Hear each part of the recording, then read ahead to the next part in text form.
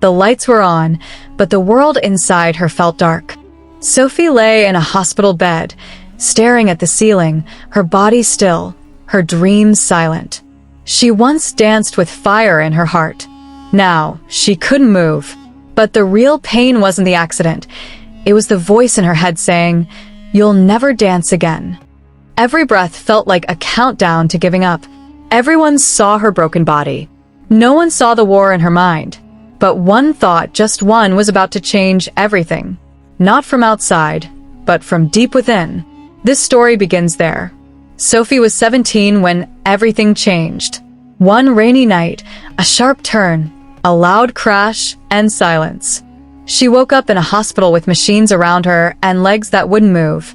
The doctors spoke gently, but their words shattered her. "You may never walk again." Her hands shook. Her heart didn't. It froze. Dancing had been her life. Now it was a memory. Friends visited, smiled, cried, and left. But the real storm began when she was alone, facing a future she never imagined. Not a future of pain, but of questions. Who is she now?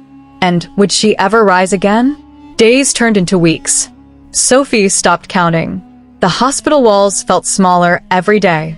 She kept her eyes on the window, but never opened the curtains.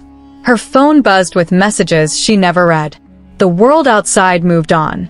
Inside, she was frozen in time. Nurses came and went. Her mother smiled through tears. But Sophie barely spoke. She stared at her legs like they belonged to someone else. Every whisper in her mind said the same thing. "You're finished." One evening, she overheard a nurse whisper, "She's given up." Those words echoed louder than the crash itself. That night, she cried silently, not from pain, but from truth. She had already quit inside. Not because her body failed, but because her belief did. Her biggest injury wasn't physical. It was the silent thought repeating over and over in her mind, "There's nothing left in me worth saving." The next morning, a surprise visitor walked in, Sophie's old dance teacher. She didn't smile. She didn't hug. She simply placed a notebook on Sophie's bed and whispered, "Read the first page." Then she left. Sophie hesitated, then slowly opened it. Just one sentence was written, "Your mind is more powerful than your body." She wanted to laugh, but something in her chest stirred. That night, she stared at the ceiling again. But this time, her thoughts were different. She picked up a pen and wrote, "I will try." It wasn't bold. It wasn't certain, but it was hers. For the first time since the crash, Sophie's thoughts didn't tear her down. They reached for something. The pain was still there, but the voice inside her had changed. A seed had been planted, and though no one could see it yet, something inside her had quietly decided not to give up. Sophie didn't become stronger overnight. Positive thinking wasn't a miracle. It was a mindset she had to build piece by piece. Physical therapy hurt. Every small movement felt like climbing a mountain. But each day, she showed up. She stopped saying, "I can't." Instead, she whispered, "Not yet." That shift changed everything. One toe moved. A muscle twitched. Her therapist smiled. Sophie smiled back. At home, she played her old dance songs, not to mourn, but to remember. In front of the mirror, she spoke 3 words daily. "I am healing." Her legs weren't ready to dance, but her spirit had started moving again.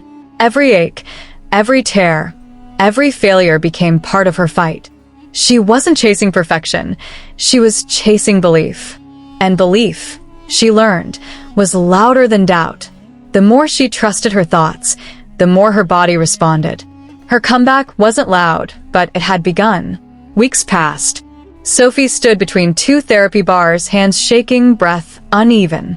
The room was quiet, just her therapist, and a single goal. Her heart pounded like a drum. One step. That's all she wanted. She closed her eyes, whispered, "I can." Then she moved her right foot forward. Her balance wobbled.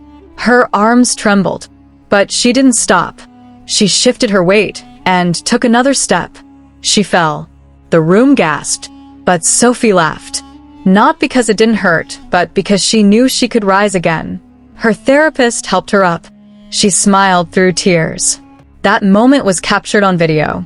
She sent it to her dance teacher with the words, "Not perfect, but real." The reply came quickly. "That step changed more than your body.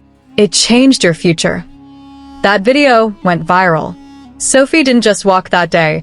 She proved that healing begins the moment you believe it's possible. Sophie didn't stop at walking. She wanted to give others what she once lost: hope.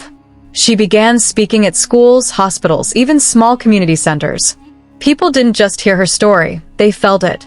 She didn't talk about pain. She talked about power. "I didn't recover because I'm special," she told them. "I recovered because I changed how I think." Her message spread fast. Her videos reached millions. Letters poured in. Strangers thanked her for helping them believe again. Sophie wasn't chasing stages or fame. She was chasing hearts. Every word she spoke came from the same place that once felt empty. Now it overflowed. The girl who once feared her reflection was now lighting the path for others. Her voice, once silent in a hospital bed, now echoed with strength.